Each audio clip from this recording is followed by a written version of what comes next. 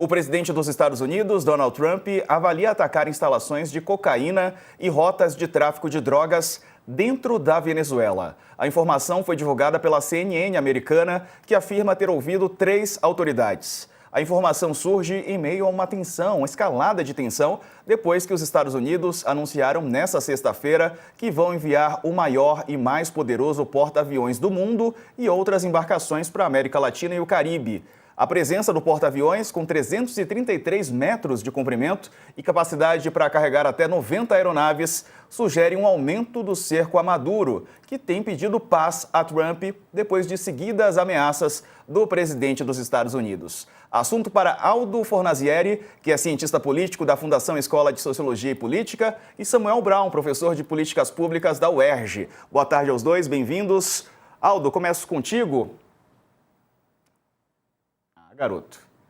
Agora sim. Aldo, começo contigo, tudo bem? Boa tarde. Bom, tudo bem, boa tarde. A pergunta boa tarde, é a seguinte. Quero te fazer a pergunta sobre essa presença militar, né, no Caribe, o envio de porta-aviões e agora Trump falando que existe a possibilidade de fazer ações pontuais, segundo ele, para combater o envio, né, o transporte de cocaína. Bom, como é que o senhor avalia, né, essa movimentação de militares norte-americanos num país estrangeiro, né? Na Venezuela? Boa tarde mais uma vez. Bom, boa tarde. Não se sabe exatamente o que o Trump quer, né? Quer dizer, alguns sugerem que ele está fazendo uma pressão, de fato, para tirar o Maduro, e outros sugerem que ele está fazendo um jogo para o público interno, na medida em que ele vem sofrendo um desgaste bastante significativo. No final da semana passada, tivemos enormes manifestações em mais de 2.700 cidades. Aparentemente se mobilizaram em torno de 7 milhões de pessoas, e isso vem acentuando o desgaste interno. Então, normalmente, quer dizer, é de praxe para alguns presidentes, alguns mandatários, tomar iniciativas externas de conflitos, acirrar conflitos externos para solucionar problemas internos. Então, essa possibilidade não é descartada. No entanto, também tem toda essa situação do Maduro. No Departamento de Estado temos o Marco Rubio, que é um notório inimigo, digamos assim, do Maduro, e ele quer ampliar a presença norte-americana no hemisfério americano, nas Américas. O Rubio, ele, de certa forma, você vê o seguinte, que a América Latina era uma região que pouco contava na política interna norte-americana, mas com a entrada do Rubio, parece que há um interesse maior, até porque, se a gente for olhar em termos comerciais, a China vem ocupando o primeiro ou o segundo lugar com praticamente todos os países da América Latina nas relações comerciais. E nós sabemos que há também uma guerra comercial entre Estados Unidos e a China, né? E nesse sentido, quer dizer, a Venezuela é um forte aliado da China na região e é um aliado também da Rússia, quer dizer, a Venezuela conta com armamento tanto russo quanto chinês. Então, há que se esperar para ver o que acontece. E há, tanto dentro dos Estados Unidos quanto no ambiente internacional, um questionamento crescente dessas ações de ataque a embarcações que não se sabe exatamente se são de narcotraficantes ou até mesmo se são de pessoas que não têm nada a ver com a história. É isso. Deixa eu ouvir o Samuel Brown também. Samuel, boa tarde. Mais essa do Trump agora, que está seguindo para os Estados Unidos. Daqui a pouco a gente vai falar sobre o provável encontro entre Trump e Lula amanhã, mas antes quero te ouvir sobre essas movimentações e esse discurso do Trump, que está avaliando, né, segundo a CNN dos Estados Unidos, fazer ações pontuais dentro da Venezuela. Samuel, boa tarde. Boa tarde a todo mundo que está assistindo o UOL, colega aqui, o Aldo também.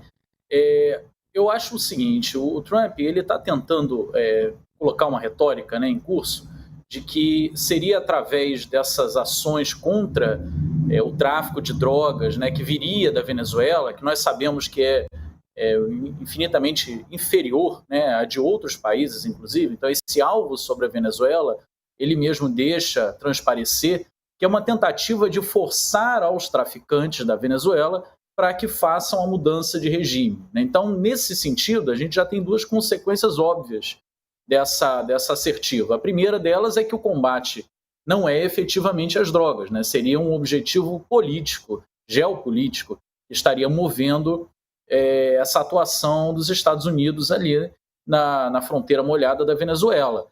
O problema disso é que parte de uma premissa que o Maduro seria o líder, né, de um suposto cartel del Solis, que não se tem sequer uma confirmação de que o cartel exista, muito menos de que o Maduro fosse líder desse cartel, né? Então, uma vez que isso não existe, que essa premissa não seja verdadeira, você não tem um impacto sobre qualquer liderança de tráfico que faria a mudança do regime.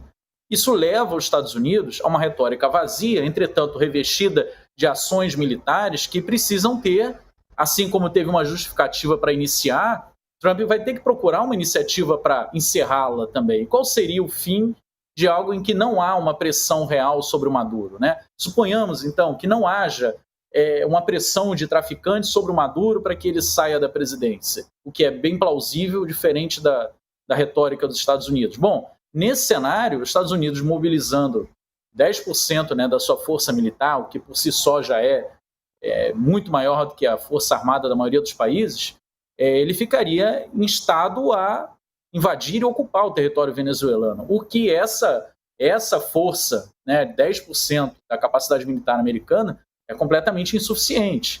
A gente já viu em guerras anteriores a dificuldade que é você invadir por terra, ocupar, vencer a resistência por terra e, mais do que isso, você administrar um país havendo resistência interna, ainda mais de uma força militar organizada e muito forte, como é a Venezuela, apoiada pela Rússia, como vocês mesmos já citaram.